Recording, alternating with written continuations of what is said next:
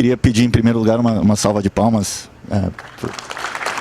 e agradecer realmente as contribuições e as visões apresentadas.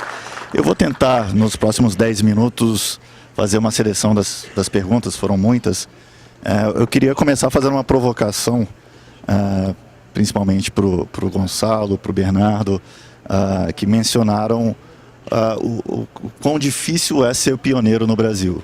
Eu lembro que ano passado a McKinsey soltou um relatório muito interessante mostrando a curva de aprendizado da indústria de etanol e do etanol celulósico em comparação com shale gas, ou com solar, ou com eólica, e mostra que o caminho trilhado até agora pelo nosso setor, pela indústria, não é muito diferente das outras tecnologias ou energias, né, inovadoras.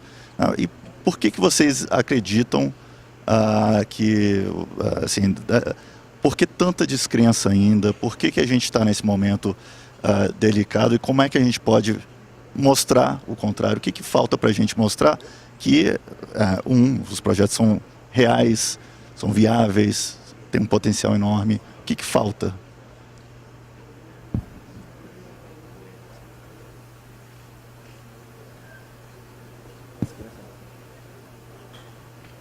A descrença no 2G, né? Nas críticas ao 2G, por quê? Na realidade, historicamente, quando você for olhar para trás, é fácil de ver. Primeiro, o petróleo estava muito alto e ninguém acreditava que ele ia parar antes de $150, né, o barril. Ninguém imaginava que isso fosse acontecer desse jeito. Então, criou-se um ambiente do empreendedor agressivo, que é o empreendedor que faz as coisas acontecerem, né? É a história do pêndulo. Então o pêndulo foi, vendeu-se que era muito mais fácil, mais simples, como eu falei aqui, a questão de equipamentos, que estava tudo resolvido, era tudo. Quando isso não aconteceu e o petróleo baixou, na hora que você tecnicamente conseguiu chegar lá, já não tinha mais o mesmo público, o mesmo ambiente de empreendimento. Na minha opinião é simples assim, tem nada além disso. Se o petróleo volta de novo, acontece alguma coisa, né? E isso volta rapidamente e viabiliza, porque o que falta de viabilização é mínimo.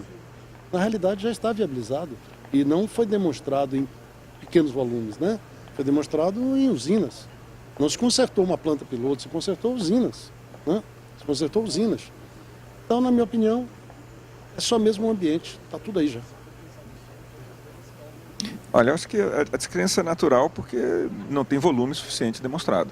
E eu acho que para quem se interessa pelo etanol celulósico vai esperar, para quem não tem o espírito do risco do pioneiro, vai esperar a primeira planta rodar em escala, vai esperar a Raiz anunciar a segunda, ou a Granbio anunciar a segunda, para se interessar em fazer. Eu acho que tem uma lista grande dos primeiros segundos, né? Acho que tem uma lista grande.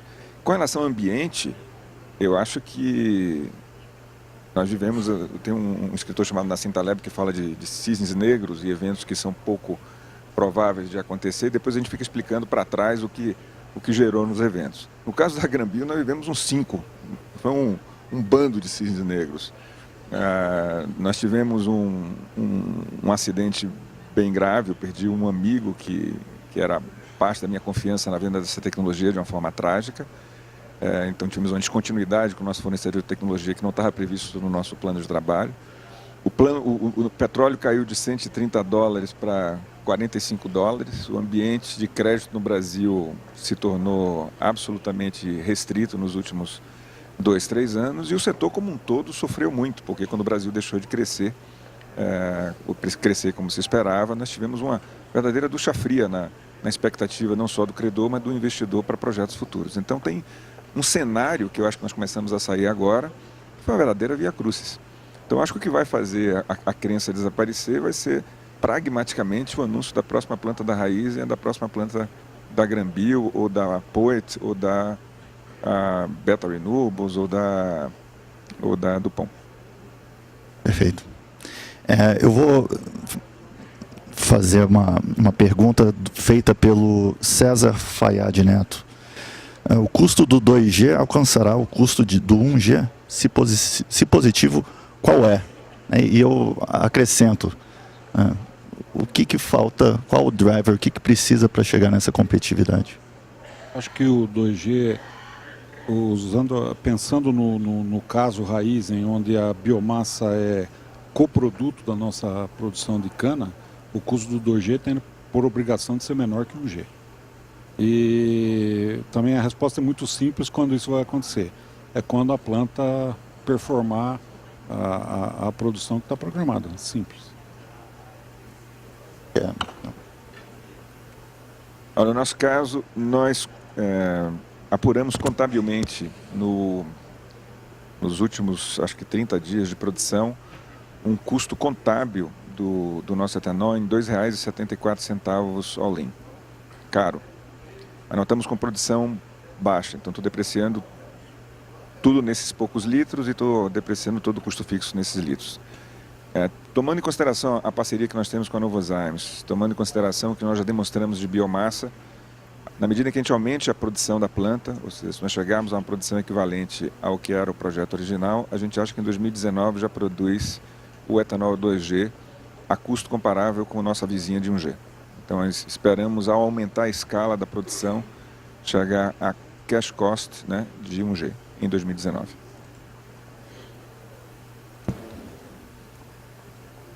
Eu acho que, primeiro, melhorando a eficiência do processo e diminuindo, obviamente, os consumos. Então, no pré-tratamento, quando você não aproveita a química, obviamente você baixa muito os seus consumos químicos no processo total, que é relevante o OPEX do processo. Um chemical free pré-tratamento baixa até 50% do custo dos químicos total que é necessário do processo. Isso representa 11 centavos dólares americanos, 11 centavos por galão, relevante.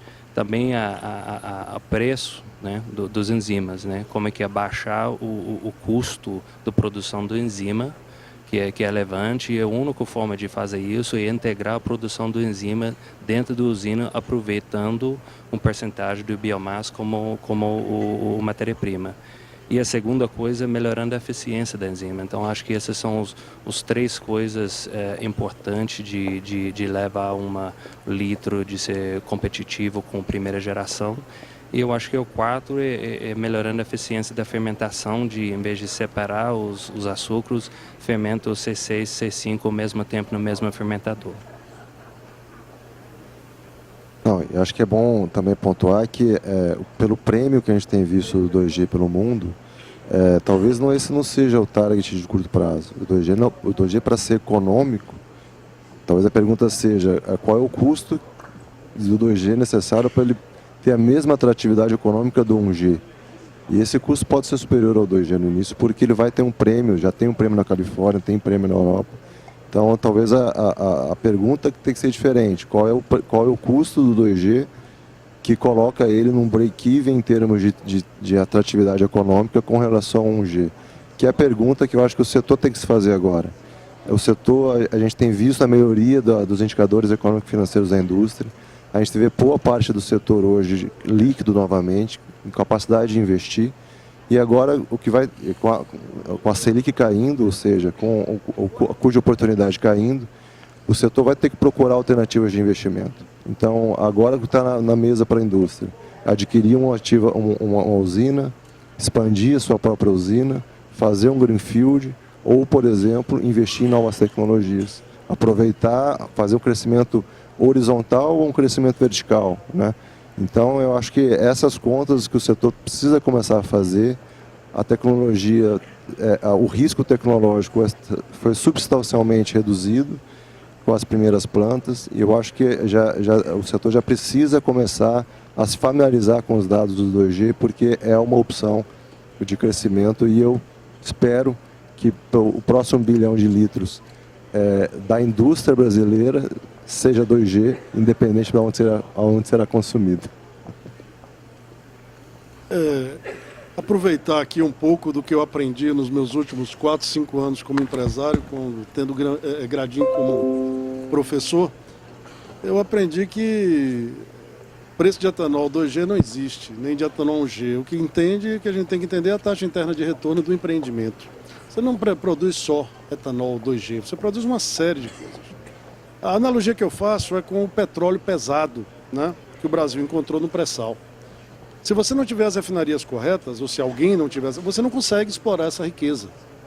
Como eu mostrei aqui, o que a gente tem é a cana-energia, que libera a cana para ser muito mais, 2, 3 vezes mais produtivas. Nós fizemos experimentos, ainda usando dados da Granbio, no sertão, de 350 toneladas produzidas em 6 meses e meio. Ela ia a 600 toneladas. A gente teve que parar o experimento por razões diversas. Então, o problema é a taxa interna de retorno de um empreendimento como esse. Usando cana-energia e usando biogás, né, que é outra coisa que é a raiz, e ainda com a possibilidade de usar o CO2, né? Vocês sabem, da glicose, 6 carbonos, 1/3 desse carbono é convertido em CO2. Se você enterra e usa biogás e você não usa diesel, cada litro de etanol é um capturador de carbono e com Renovabil vão ser certificados que você vai estar produzindo, além de todos os seus produtos. Então, quando a gente volta a perguntar, e o preço do etanol celulósico é muito mais barato, muito mais competitivo, porque o empreendimento como um todo é muito mais competitivo. Agora, novamente, assim como o petróleo pesado, para você aproveitar esse